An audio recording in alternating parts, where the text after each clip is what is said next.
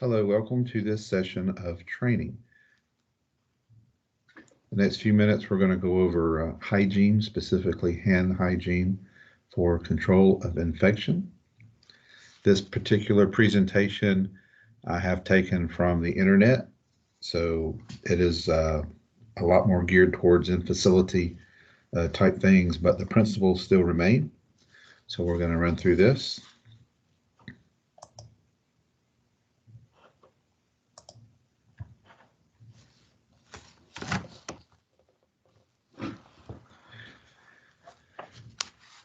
We're going to talk about what, where, why, when, and how of hand hygiene and the importance, why it's important, how germs are spread, how things are spread from person to person, object to object as well.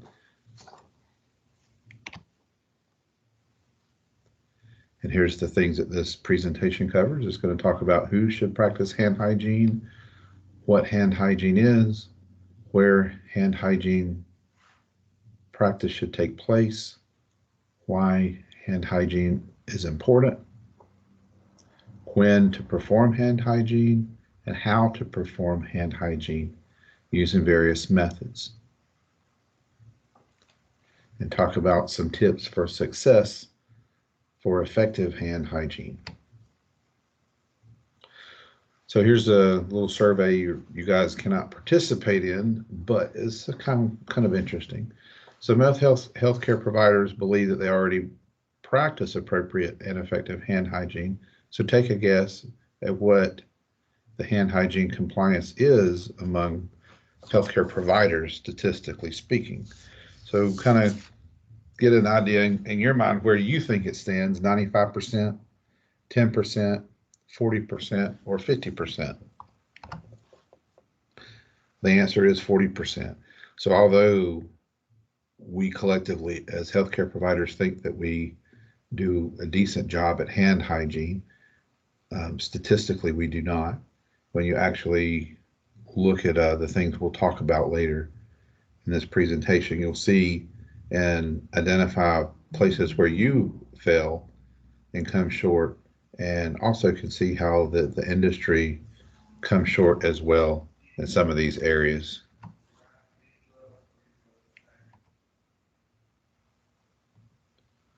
So we'll get into the who, what, where, when, how, and why.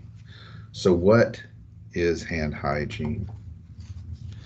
Hand hygiene is the process that we take for cleaning our hands with soap and water or alcohol-based hand rubs in order to remove germs, also known as microorganisms. So I would even say not only germs, but any pathogen, a germ, a virus, a bacteria, parasites, anything that could be living on our hands and that can cause us problems. So who should practice hand hygiene? Everyone should practice hand hygiene. Hand hygiene is important not only for us as healthcare providers, but everyone needs to practice appropriate and effective hand hygiene regardless of their work setting. So just as a family member, as a member of society, no matter what we're doing, we need to practice good hand hygiene. This is definitely one of the things that's been in the news a lot lately anyways. So we've had a lot of good reminders, but just because you don't provide healthcare services to people does not mean we should not be practicing hand hygiene. So in and around the stations, whether you have patient care or not, we need to keep our hands clean. So where should you perform hand hygiene? So we should perform it wherever we need to. Here's different environments that this talks about. So anywhere, any place, any time that we have patient contact, patient environment contact is where we need to be doing this. This talks about acute care, long-term care, community, and corporate sites. Our patients are wherever they happen to be. It can be at home, it can be in one of these facilities, it could be on the side of the road, in the back of our ambulance.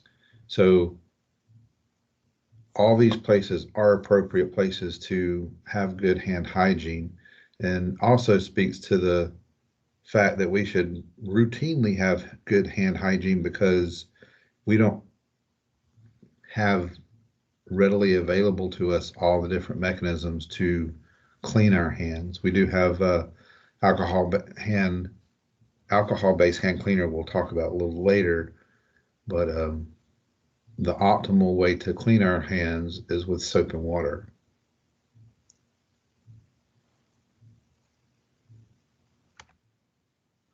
So here's points of care this is talking about. So when you have patient point of care, you have healthcare provider to provider point of care, care involving contact of any kind, doing procedures, comforting patients, or just interacting with that environment is always a good time to have good hand hygiene.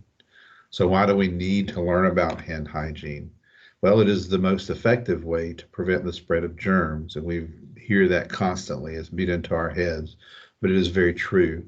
So hand hygiene is what helps to keep us healthy by reducing the number of these germs on our hands that helps prevent the spread of the germ to our family, friends, coworkers, patients, residents, and clients.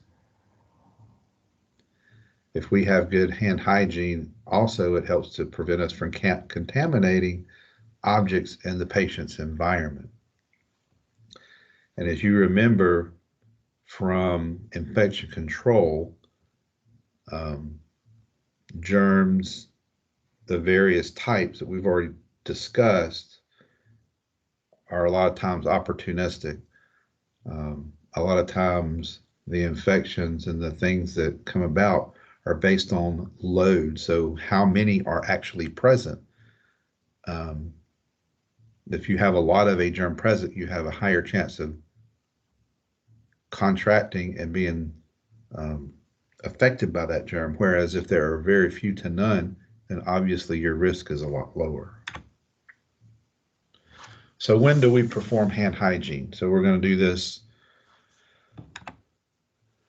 before the initial patient contact, if at all possible, which is washing your hands at the station, keeping your hands clean before calls, using alcohol-based cleaners if you're away from the station or in the truck. You want to do this before any aseptic or clean procedures. For us, a lot of these are going to kind of run together. But if not, make sure if you're starting an IV, if you're doing something that can introduce germs into a patient's environment, especially where there's broken skin or routes of entry, we want to make sure that we keep things clean, which may even mean changing your gloves, using some alcohol-based hand cleaners or whatever. Anytime you have exposure to body fluid or the risk of exposure to body fluid, at any time after you have contacted the patient or the patient's environment, which hopefully we are practicing that when we leave someone's house, once we drop someone off at the hospital, we need to make sure not only do we clean our environment in the ambulance, but we need to clean our hands and ourselves as appropriate. So here's some kind of more specific type examples. We're going to do this before contact with the patient or in the environment. Like I said, this is more of an in-facility type of a presentation. So before we make contact, shaking hands, transferring patients from point A to point B, make sure that we have clean hands, putting on gloves if we need to, whatever we need to do to help protect that environment. Before taking temperatures, blood pressures, pulses, you have walk-ins, you have just your regular patient contact. So we just need to think about these things that we don't want to be the source that transmits anything to our patients, or either pick up something from one patient, take it to ourselves, our coworkers, our families.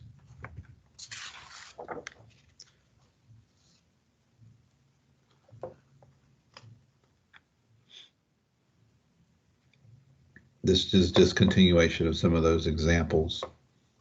again, being pre-hospital, a lot of this kind of runs together for us all in one thing.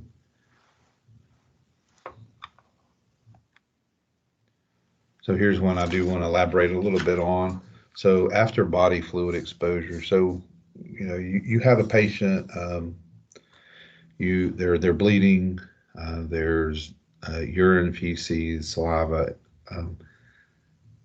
anything that is a potentially infectious material, that we want to make sure that we clean our hands, and anything that was contacted immediately is appropriate and as quickly as possible, so that we don't, number one, forget, number two, risk exposure. So we need to make sure that we wash our hands, that we clean the environment. This is definitely something that we do encounter a lot, unfortunately.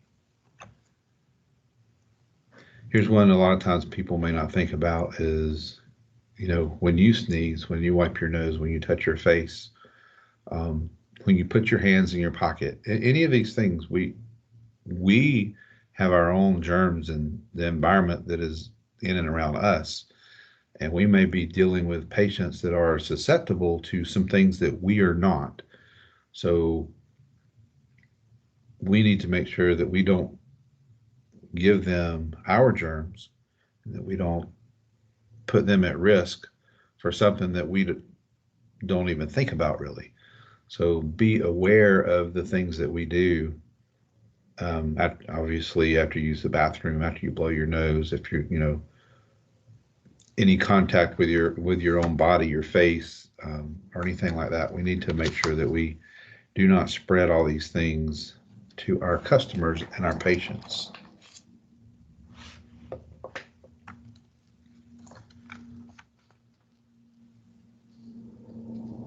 This is kind of going more into the environment area. And just be aware that we touch a lot of things that we might not be aware of. We see a wheelchair here, monitoring equipment, IV pump, just items in a room, whether it's the patient's room, the ambulance, or the hospital room when we get there. And we touch a lot of things, and I don't think we realize how much we touch things. So just be aware of that. Make sure that we keep these surfaces and items clean, and make sure that once we do contact these things, that we wash our hands there again, so as not to transfer anything from any of these objects. So let's do a quick review. So we're going to perform hand hygiene before initial patient contact or patient environment contact, before any aseptic or clean procedures, if at all possible, after any body fluid exposure, as soon as possible, after contact with the patient or the patient's environment, as soon as we can. So now we're going to talk about how to do this. So there's a couple of different ways that are illustrated here and we talk about. So we have the alcohol-based hand rub, which we have a lot of. And we need to do that as one of the steps. We have soap and water, which is the optimal and most effective way to do this. And then we have without water and hands are soiled. So this is I guess like a soap only or thing. This is a little bit new to me, but it is an option. I guess at least you can kill germs, and then you can clean your hands better in a little bit. All right, so our alcohol-based rub, you want to put 2 or 3 ounces of alcohol into your hand, and you're going to rub your hands together.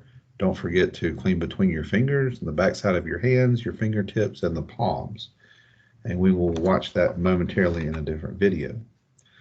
So again, 2 to 3 milliliters of the product. We're going to rub our hands somewhat vigorously, but without throwing the alcohol everywhere. Rub your fingertips, get between your fingers. Don't forget your thumbs, the back of your hands, the palms of your hands. And the important thing with alcohol is you do not wipe it off. You allow it to air dry. That is what is That and the friction is what kills the germs on your hands. Alcohol-based hand rubs have a high percentage of ethyl alcohol. I would not recommend drinking it, but this is an illustration of its potency, but also a warning that we should not be consuming this, and we all know that. But again, this was part of this presentation. But the side effects, if anyone is consuming this, since it is so readily available, and it is a potential for overdose, you have headache, dizziness, drowsiness, incoordination, which means not coordinated, nausea, slow reaction time, slurred speech, giddiness, and unconsciousness. These can cause long-term damage to your brain, your liver, your kidneys, and you can get toxic ethanol levels in your bloodstream. All right, so soap and water is going to be our number one way and most preferred way to clean our hands. It's the most effective. We will try to watch this video. Just give it a moment to load.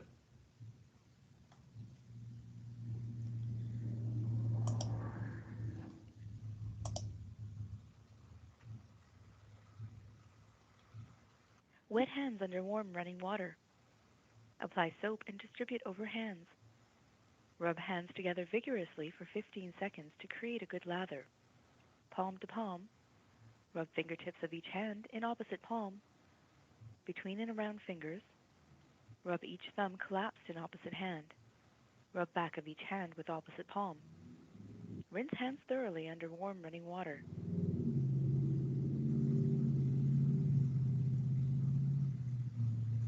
Pat hands dry with a paper towel.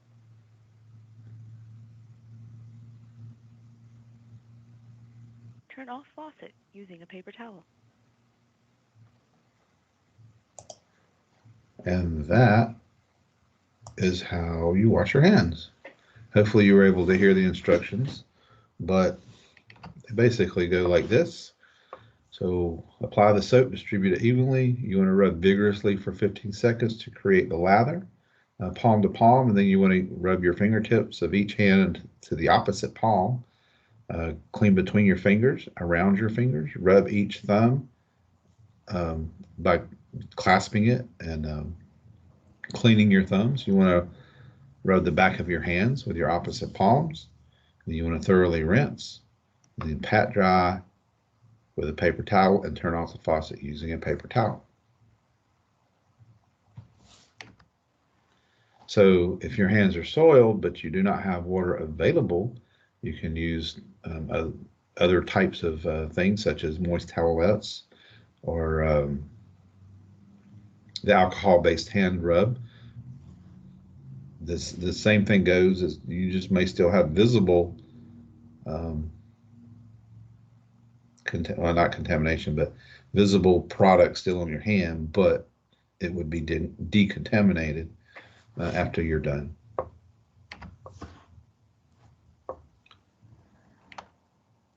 So handy tips. Artificial nails, gel nails, and extenders are not recommended to be worn by staff who have direct patient contact. The problem with these items is that they harbor and are very difficult to clean. They harbor the germs. They're difficult to clean properly, and so they're not recommended. We want to make sure that we're not touching a lot of surfaces, especially after you do wash your hands, things that could be dirty and contaminate you. Again, avoid touching your face, especially your eyes and nose. This is most important when you're giving patient care. We don't want to, contaminate, again, we don't want to contaminate them. We don't want to contaminate ourselves either. So just be conscious of that. Your fingernails should be kept no longer than 1/4 inch. That is, again, is for harboring germs, being able to clean your nails as well as not poking holes in gloves. Nail polish should not be worn. It is not recommended to be worn. Um, but if it is chipped, it should be removed. Again, the polish it could be a harbor for germs. So we want to just make sure that we do everything we can to reduce risk to ourselves and to our patients and anyone else we come in contact with.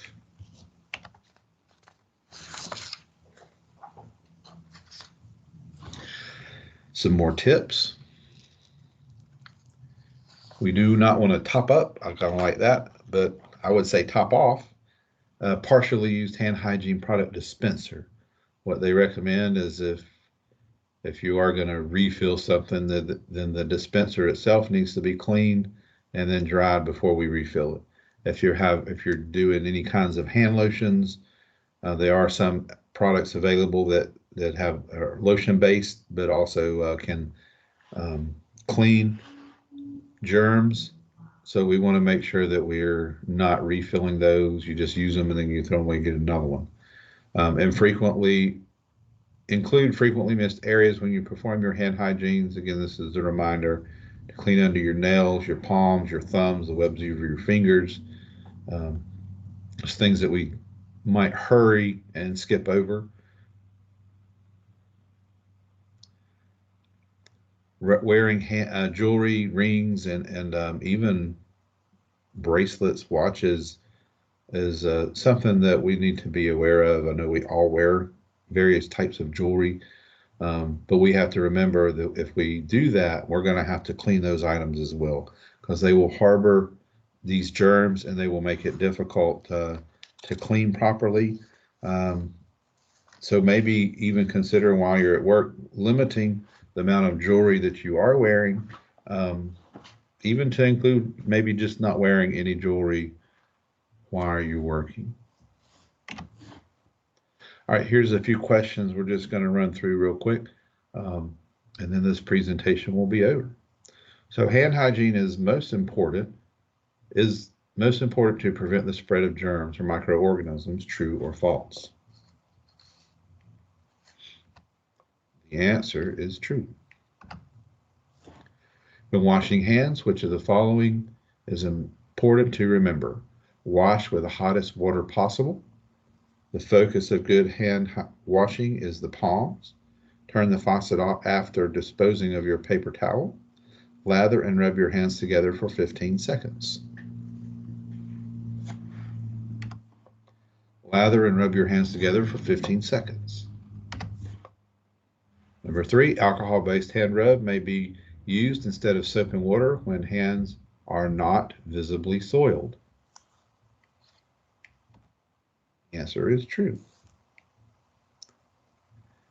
If you don't have anything visible, then the alcohol-based rub should be sufficient to kill the germs and bacteria and the various things that are on your hands.